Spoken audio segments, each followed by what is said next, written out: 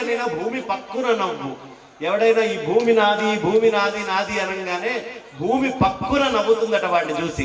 ఎందుకు నవ్వుతుందయ్యా అంటే, ఓరి పిచ్చివాడా, నిన్నటి దాకా నాదని ఒకడన్నాడు రా, మొన్న నాదని ఒకడన్నాడు రా, ఇవాళ నాదని నువ్వు అంటున్నావు, రేపు నాదనేవాడు పుట్టబోతున్నాడు, ఎల్లుండి నాదనేవాడు ఇంకొకడు ఉన్నాడు, కానీ నేను మీ ఎవ్వరికీ చెందినటువంటి దాన్ని కాదు, వైకుంఠంలో ఉన్నాడు రా నారాయణుడు, ఆయనకి చెందినటువంటి దాన్ని నేను అని వీడిని చూసి నవ్వుతుందట. భూమి నాది అనిన భూమి పక్కున నవ్వు, ధనహీనుని చూచి ధనము నవ్వు. జేబులో ఒక 2000 రూపాయల నోటో ఒక 500 రూపాయల నోటో పెట్టుకొని వాడు అమ్మో నాది ఇది ఎక్కడ ఖర్చు పెడతానో అని భయపడుతూ ఉంటే వాడిని చూసి ధనం నవ్వుతుందట. ఎందుకు అంటే, పిచ్చివాడా, నిన్నటి దాకా వాడు జేబులో ఉన్న నాది నాది కాపాడుకుంటా అనుకొని వాడు ఉంచుకున్నాడు రా, మొన్నొకడు ఉంచుకున్నాడు రా, ఇవాళ నీ జేబులోకి వచ్చాను, రేపు ఇంకొకటి జేబులోకి నేను వెళ్ళిపోతాను. వెళ్లే లోపలకి ధర్మం ఏదో అంటే నీ కుటుంబాన్ని చూడటానికి యోగ్యమైందేదో, నీ కుటుంబ నిర్వహణకి ఏది అవసరమో, ఏది నీ కుటుంబాన్ని ఇచ్చినటువంటి భగవంతుణ్ణి కాపాడటానికి భగవంతుడి దగ్గర దీపారాధనలో ధూపదీపాలు చేయడానికి అవసరమో, దానికోసం గనక నువ్వు ధర్మానికి ఇవాళ తీయకపోతే నా పేరే చెంచలరా. నా సహస్రనామాలు నా అష్టోత్తరనామాలు తీసుకుంటే చెంచల ఒక దగ్గర ఉండేటటువంటి దాన్ని నేను కాదు అని లక్ష్మీ అమ్మవారు చెప్తుంది. కాబట్టి దానహీనుని చూచి ధనము నవ్వు, యుద్ధ భీతుని చూచి మృత్యువు నవ్వురా, కథన భీతుని చూచి కాలుండు నవ్వురా అని 2 పాఠాలు ఉన్నాయి. యుద్ధం చేసేటప్పుడు అమ్మో నేను ఎక్కడ చచ్చిపోతాను అని భయపడి బండల వెనకాల కొండల వెనకాల దాక్కొని పారిపోయేవాడిని చూసి మృత్యువు నవ్వుతుందట, పెద్దగా నవ్వుతుందట. ఓరి పిచ్చివాడా, నేను తీసుకెళ్లాలనుకుంటే నువ్వెక్కడుంటావురా, నేను ఏ క్షణం తీసుకోవాలనుకుంటానో నువ్వు కొండ కింద ఉన్నా బండ కింద ఉన్నా ఎక్కడ ఉన్నా నిన్ను తీసుకెళ్తా. నీకు మృత్యువు ఘటన గనక లేకపోతే నువ్వు ఎక్కడ నడి మధ్య సముద్రంలో ఉన్నా బతికి బయటికి వస్తావు. అలాంటి సంఘటనలు మనం చాలా చూసాం. ఒకటే దగ్గర ప్రవాహం ఉంటుంది. మొన్న ఓల్డ్ సిటీలోనే చక్కగా నీళ్లు ఇట్లా కొట్టుకుపోతే కుటుంబంలో 8 మందిలో 7 గల్లంత అయ్యాడు. మరి ఒక్కడు ఎందుకు మిగిలాడయ్యా? వీడు కూడా అవే నీళ్లు కదా, అదే ప్రవాహం కదా, అక్కడే కొట్టుకుపోయాడు కదా, మరి వాడు మాత్రం ఎందుకు బతికాడు అంటే వాడికి ఇంకా నూకలు ఉన్నాయి. కాబట్టి మృత్యుదేవత మనం ఎప్పుడైనా సరే గుర్తుంచుకోండి, చక్కగా పౌడర్లు రాసుకొని బ్రహ్మాండమైనటువంటి చీరలు, బ్రహ్మాండమైనటువంటి బట్టలు, ప్యాంట్లు, షర్ట్లు ఇవన్నీ వేసుకుంటూ రకరకాలైనటువంటి సుగంధ ద్రవ్యాలు రాసుకుంటూ ఉంటే మృత్యుదేవత నవ్వుతుందట. ఓరి పిచ్చివాళ్ళలాగా చక్కగా మీరు చేసుకుంటూ ఉండండి. ఎలా ఉందయ్యా అని ఒక ఉదాహరణ చెప్తుందండి ఉపనిషత్తు, పచ్చి ఉదాహరణ. ఒక భార్య మొగుడితోటి కాకుండా వేరే ఎవరితోటో పిల్లల్ని కన్నదట.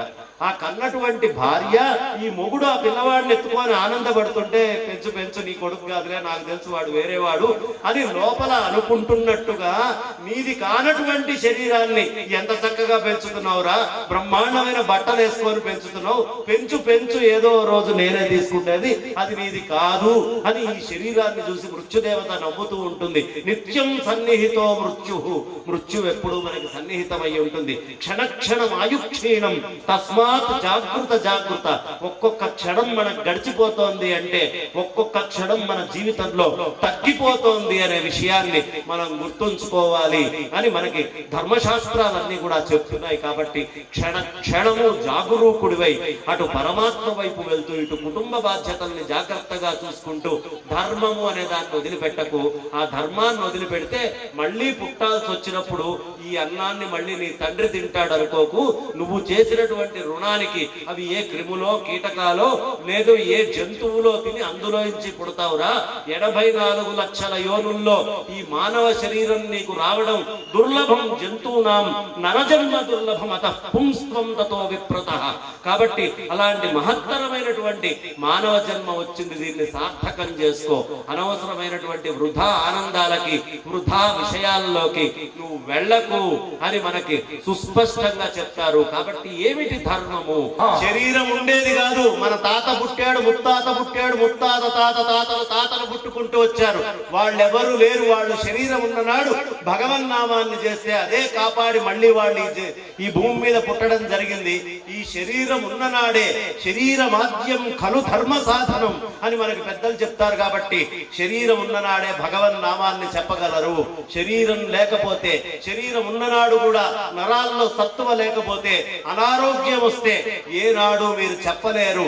కాబట్టి ఈ సదవకాశాన్ని, ఈ భగవన్ నామాన్ని చెప్పుకునేటటువంటి భాగ్యాన్ని, ఈ కార్తీక మాసాన్ని, కార్తీక మాసంలో సాయంత్రం పూట శివాలయానికే వెళ్ళండి, వేరే గుడికి ఎక్కడికి వెళ్ళొద్దు అని శాస్త్రం. కార్తీకమే కాదు, సంవత్సరంలో ఎప్పుడైనా సరే సాయంత్రం పూట శివాలయానికే వెళ్ళాలి.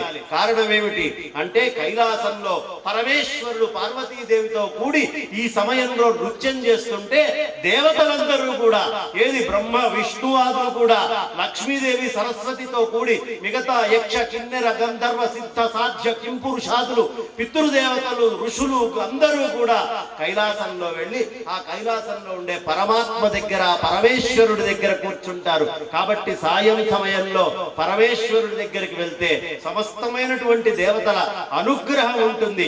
ఆ సమయంలో అద్భుతంగా మనం జ్యోతి ప్రజ్వలన అనేది చేసుకున్నాం. కార్తీక మాసంలో మొత్తము భూమి మీద సంవత్సరం మొత్తంలో చంద్రుడు బాగా భూమికి దగ్గర వచ్చేటటువంటి మాసం ఏదైనా ఉంటే అది కార్తీక మాసం. శరదృతువులో వస్తుంది. అందుకనే ఈ వెన్నెల గాని, ఆ చంద్రుడు గాని మిగతా అప్పుడు కంటే కూడా చాలా దగ్గరగా మనకి భూమికి కనిపిస్తారు. అంత దగ్గరగా భూమికి వస్తారు.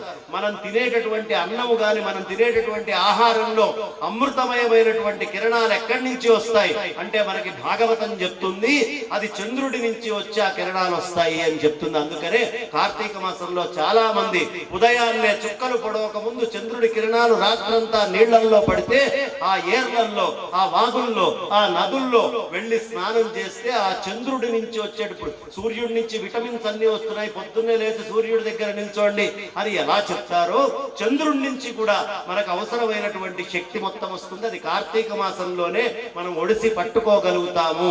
అది ఉంటేనే మనం బలంగా ఉంటాము.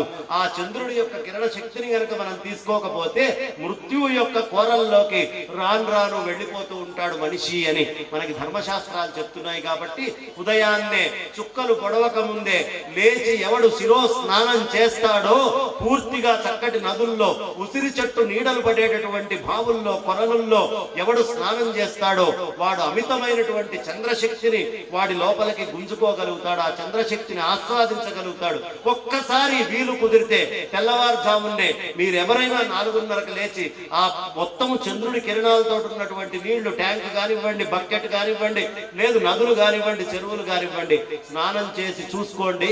మీ లోపల ఒక తెలియనటువంటి శక్తి, అనుభూతిని, ఇది ఎవడికి వాడు అనుభవించేదే తప్ప నేను చెప్తే మీకు తెలియదు. కొన్ని చెబితే తెలియవండి, కొన్ని చెప్పలేరు కూడా, అనుభవించాల్సిందే. ఇప్పుడు నేను మీ అందరినీ పంచదార ఎలా ఉంటుంది అంటే ఏం చెప్తారు? పంచదార ఎలా ఉంటుంది? తీయగా ఉంటుంది. మరి తీపి అంటే ఎలా ఉంటుంది? ఎవడైనా చెప్పగలడా? ఎవరైనా ఒక్కళ్ళు తీపి అంటే ఎలా ఉంటుందో చెప్పండి. చెప్పలేదు కదా అని మీకు తీపి తెలీదా? తెలుసు. కానీ కొన్ని అనుభవించేవే ఉంటాయి, చెప్పగలిగే ఉండవు. అలా కార్తీక స్నానము అనేది అనుభవించి చూడండి ఒక్కసారి. ఎంతో ఆనందాన్ని శరీరానికి ఇస్తుంది. ఎక్కడ లేనటువంటి విద్యుత్ శక్తి ఆ శరీరం లోపల ప్రసరిస్తుంది. చాలా వైభవంగా ఉంటుంది. కాబట్టి నీళ్లే ప్రాణానికి కారణం. ఆ ప్రాణమయమైనటువంటి కిరణాలు, మనోమయమైనటువంటి కిరణాలు అన్ని చంద్రుడి నుంచి వచ్చి పడతాయి. కాబట్టి ఈ ఈ దక్షిణాది కాలం అంతా కూడా, దక్షిణాయన కాలంలో చంద్రుడి యొక్క అంటే రాత్రుళ్ళు ఎక్కువ ఉంటాయి, పగలు తక్కువ ఉంటుంది. ఉత్తరాయణం ఒక్కసారి జనవరి వచ్చింది, మనకి సంక్రాంతి మొదలైంది, అప్పుడు పగలు ఎక్కువ ఉంటుంది. తెల్లవారుజామున 5ంటికి వస్తాడు, సాయంత్రం 7ంటికి వెళ్తాడు, అప్పుడు పగలు ఎక్కువ. ఇప్పుడు రాత్రుళ్ళు ఎక్కువ ఉంటాయి. పొద్దున 7 అయితే తప్ప, 6:15 అయితే తప్ప మనకి కనిపించడు. సాయంత్రం 5:30 అయ్యేటప్పటికి మాయమైపోతాడు. అంటే రాత్రుళ్ళు ఎక్కువ కాలం ఉంటుంది. రాత్రుళ్ళు ఎక్కువ కాలంలో ఉన్నప్పుడు చంద్రుడి ఉపాసన చెయ్యండి అని మనకి చెప్పేటటువంటి సిద్ధాంతంలో అదొకటి. తర్వాత నక్తము అని ఆచరిస్తాం మనం. నక్తము అంటే ఏమిటి? ఉదయం అంతా భోజనం చేయకుండా రాత్రిపూట మాత్రమే భోజనం చేస్తాము, దాన్ని నక్తము అంటారు. అంటే మనం తినేటటువంటి అన్నము చంద్రుడి యొక్క కిరణాలు పడి మాత్రమే పచ్యం కావాలి, అరగాలి. లోపల వైశ్వానరుడు అనే అగ్నిహోత్రుడు ఉన్నాడు. అహం వైశ్వానరో భూత్వా ప్రాణినా దేహమాశ్రిత ప్రాణాపాన సమాయుక్తం పచామ్యన్నం చతుర్విధం. మనం తినే 4 రకాలైనటువంటి అన్నాల్ని లోపల ఉండే వైశ్వానరుడు అరిగిస్తున్నాడు, పచ్యం చేస్తున్నాడు అని మనకి భగవద్గీతలో చెప్పుడు. అదేంటండి అన్నాలు 4 రకాలేనా? దాని దుంపదేగా మా పల్లెల్లో పెడితేనే ఒక్కొక్క 50 రకాలు 30 రకాలు మాకు కనిపిస్తుంటే 4 రకాలే అంటారు ఏంటి అన్నాలు అంటే? 4 రకాలు ఉన్నాయి అన్నాలు. ఏమిటవి? భక్ష్య, భోజ్య, చోష్య, లేహ్యాలు. భక్ష్యాలు పీక్కు తినేవి. మీరు గారెలు పీక్కు తింటారో ఇంకేం పీక్కు తింటారో పీక్కు తినే వాటన్నిటిని భక్ష్యాలు అంటారు. ఏదైతే మనం నవ్వులతో తింటామో వాటిని భోజ్యాలు అంటారు. భోజనం పెట్టమ్మా, భోజ్యాలు అంటారు. చప్పరిస్తూ తినేవి, చియూ చేస్తూ తినేవి అని అవన్నీ చోష్యాలు. నాకుతూ తినేవన్నీ లేహ్యాలు. చప్పరిచ్చేవి చోష్యాలు, నాకేవి లేహ్యాలు, నవ్వులతో తినేవి భోజ్యాలు, అన్నిటికంటే విశేషంగా పీక్కు తినేటటువంటివి భక్ష్యాలు. అందుకనే మనం భక్ష్యాలు అంటాం. పీక్కు తినే అన్నిటినీ భక్ష్యాలు అంటారు. ఈ 4 తప్ప తినటానికి ఇంకో రకం లేదు. కాబట్టి పచామ్యన్నం చతుర్విధం. నువ్వు పీక్కు తిన్నా, నవ్వులతో తిన్నా, చప్పరిస్తూ తిన్నా, నాకుతూ తిన్నా నేనేరా పచ్యం చేసేది లోపల ఉండి అని చెప్తున్నాడు. ఆ వైశ్వానరుడు అనేటటువంటి అగ్నిహోత్రుడు ఆయన ఈ కార్తీక మాసానికి చాలా విశేషం ఉంది. కార్తీక మాసము ఎందుకు దీనికి పేరు వచ్చింది అంటే, ఏ పౌర్ణమి రోజు కృత్తికా నక్షత్రము అనేటటువంటి దాని పరంపరలో మనకి చంద్రుడు కనిపిస్తాడో దాన్ని కార్తీకం అంటారు. శ్రవణ నక్షత్రము పౌర్ణమితో ఉన్నప్పుడు శ్రావణ మాసము అంటారు. అలాగే చైత్రము ఉంటే దాన్ని ఏమంటారు? చిత్తా నక్షత్రం ఉంటే చైత్రం, విశాఖ నక్షత్రం ఉంటే వైశాఖం. పౌర్ణమి నాడు ఏ నక్షత్రం ఉంటుందో దాన్ని బట్టి మాసం చెప్తారు. అదే మీకు ఆ నక్షత్రానికి ఏమిటి అంటే వేదం చెప్తుంది, అగ్నిర్నఃపాతు కృత్తిక. అగ్నులతోటి కూడినటువంటిది కృత్తిక. కృత్తిక ఎవరయ్యా అంటే మహామాయని కృత్తిక అన్నారు, దాంతో పోల్చారు. చంద్రుడు ఎవరయ్యా? చంద్రో విష్ణు సమోదేవ. విష్ణువుతో సమానమైనటువంటి దేవుడు అంటే మహామాయ, విష్ణుమూర్తి. ఈ ఇద్దరూ కలిసేటటువంటి మాసం కాబట్టి దీన్ని దామోదర మాసం అన్నారు. ఈ ఇద్దరూ కలిసే మాసము పరమేశ్వరుడికి ప్రీతిపాత్రమైంది కాబట్టి పరమేశ్వరుణ్ణి అర్చిస్తే పరోక్ష ప్రియాయ నమః. భగవంతుణ్ణి ఎప్పుడు ఆయన పేరు మీద కొలిస్తే ఆయన ఆనందపడ్డట. పరోక్షంగా కొలవాలి. పరమేశ్వరుణ్ణి కొలిచినప్పుడు విష్ణుమూర్తి ఆనందిస్తాడు, విష్ణుమూర్తిని కొలిచినప్పుడు పరమేశ్వరుడు ఆనందపడతాడు. అమ్మవారిని కొలిస్తే ఇరువురు ఆనందపడతారు, ఒక్కళ్ళని కొలిస్తే మిగతా అందరూ ఆనందపడతారు. వాళ్ళని పరోక్ష ప్రియాయ నమః అనే పదంతో చెప్తారు. కాబట్టి మనము పరోక్ష ప్రియంగా ఆ పరమేశ్వరుడి ఆరాధన చేసి దామోదర మాసం ఈ లక్ష్మీ అమ్మవారు మహామాయ యొక్క, విష్ణుమూర్తి యొక్క పరిపూర్ణమైనటువంటి ఆరాధన చేస్తాం కాబట్టి దీనికి ఇంత ప్రత్యేకత. దీంట్లో నక్తాలు మనకు కనిపిస్తున్నాయి. దీని లోపలే నక్తాలతో పాటు ఉదయాన్నే కార్తీక స్నానాలు కనిపిస్తున్నాయి. అలాంటప్పుడే మనం చేసేటటువంటి దానాలు అవన్నీ కూడా మన వెంట ఉంటాయి. వచ్చేది ఏమిటయ్యా అంటే, మనం అనుభవించి మనం తిన్నదే మనదండి, మనం నలుగురికి పంచిందే మనం దాచిపెట్టి పిల్లలకు కానీ వేరే ఎవరికైనా ఇచ్చేదానికి మనం కుక్క లాంటి వాళ్ళం. కుక్క ఏం చేస్తుంది? యజమాని సొమ్ముని కాపలా కాస్తుంది. నువ్వు వేరే ఇచ్చేటటువంటి వాడి కోసం బతికినంత కాలం కాసినటువంటి కాపలా అంటే కుక్క బతుకు. ఒక్క ముక్కలో చెప్పాలంటే ఎక్కువ దాచిపెట్టుకునే వాళ్ళందరి జీవితం కూడా అలాంటి జీవితమే. ఎంత అవసరమో అంత మట్టుకే జీవించడం నేర్చుకోండి. అతి అనేటటువంటి దానికి వెళ్ళకండి. సంతృప్తి, సంతుష్ట సతతం యోగి. ఎప్పుడు సంతృప్తి అనేటటువంటిది మనిషికి లోపల ఉండాలి. ఈ కరోనా కాలంలో అందరికీ బాగా తెలిసి వచ్చింది, సంతృప్తి బాగా అవసరము. అనవసరమైనటువంటి ఖర్చులు అక్కర్లేదు.